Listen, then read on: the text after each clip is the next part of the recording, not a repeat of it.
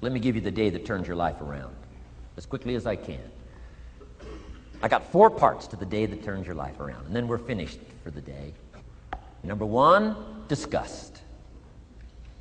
Disgust. Disgust is a negative emotion, but it can have a very positive, powerful effect. Disgust says, I've had it. What an important day that could be. I've had it. Wow. I met a beautiful, powerful, accomplished executive lady in New York. The company invited me to come in. This lady was the vice president, extraordinary lady. I got to know her, and I found out her story. I said, how did you get here? Big income. And she never went to college, never went to university. I said, how did you get here? Executive, powerful, income. She said, well, let me tell you part of the scenario. She said, when I was a young mother a few years ago, she said, one day I asked my husband for $10. And he said, what for?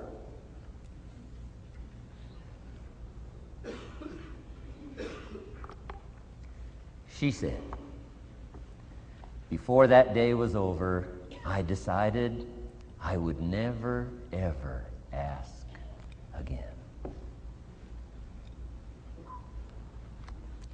She said, I started studying opportunity, found it, took the classes, put myself through the schools, did the scenario. Now I'm vice president. I make a lot of money. And she said, I kept my promise. I've never, ever had to ask again. It's called a life-changing day. The day you say, enough is enough. Now, if you can add an act to your disgust, it helps. A man takes a shotgun to his car, blows out every window, destroys every tire, puts 100 rounds in it, and says, I've driven this embarrassing thing for the last time. And then he saves it. He saves it. And later when somebody says, how did you become rich and powerful? He says, let me show you this car. One day I'd had it up to here, I blew it to smithereens. Enough is enough. Powerful. Here's the last 3. Next is decision. Decision making is a life-changing day.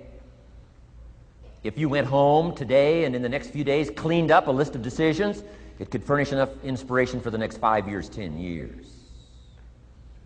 What an inspiring day, the day you can bring yourself to decide. And here's the 3rd one, desire, wanting to bad enough. Who knows the mystery of that? We don't know. But here's something I do know. Sometimes desire waits for a trigger, waits for something to happen. Who knows what the happening may be? A song, the lyrics, a movie, the dialogue, a seminar, a sermon, a book, an experience, confrontation with an enemy, a conversation with a friend who finally levels with you. Whatever the experience it is, it's so valuable. And here's my best advice. Welcome all experiences. You never know which one is going to turn everything on. Don't put up the walls. The same wall that keeps out disappointment keeps out happiness. Take down the walls. Go for the experience. Let it teach you. And here's the last one. Resolve. Resolve says, I will. 2 of the most powerful words in the language. Benjamin Disraeli said, nothing can resist a human will that will stake its existence on its purpose. Shortly put, I'll do it or die. Best definition of resolve I got from a little junior high girl, Foster City, California. I'm going through some words one day. I got to this one and I asked the kids, who can tell me what resolve means? Some didn't know, some tried. Interesting. The last one was the best. Little girl about 3 rows back, she said, I think I know, Mr. Rohn. I said, what? She said, I think resolve means promising yourself you will never give up. I said, that's the best I've ever heard. She's probably giving seminars somewhere today, right? I mean, that's the best I've heard. I asked the kids, how long should a baby try to learn how to walk? How long would you give your average baby? Before you say, hey, enough's enough. No. Any mother in the world would say, you're crazy. My baby is going to keep trying what? Until. What a magic word. I want you to write it down. Until. Promise yourself you'll read the books until your skills change. You'll go to seminars until you get a handle on it. You'll listen to it until it makes sense. You'll go for it until you understand it. You'll practice it until you develop the skill. Never give up until, however long that is. Step by step, piece by piece, book by book, word by word, apple by apple. Walk around the block, walk around the block. Go for it. Don't miss the chance to grow. And resolve that you'll pay the price until you learn, change, grow, become.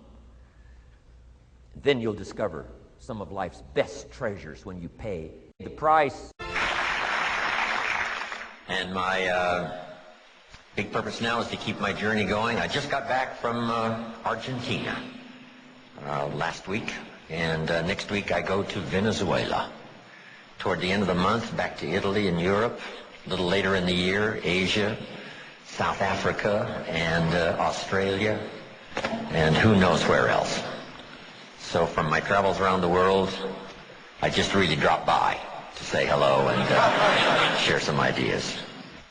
If you search, you will find. Finding is reserved for those that search. Ideas are not reserved for those that hope. They're not reserved for those that wish. They're not reserved for those who complain. You know, good ideas are reserved for those that search. So the first thing I want to do is congratulate all of you for being here, continuing your search, spending the money and spending the time to come and spend a few days, and see if you can't, through the accumulation of hours and speakers that we have during this weekend, go home with a harvest of good ideas for your business, for your life, for your marriage, for your friendships, for your economic future, and, you know, for all of the rest.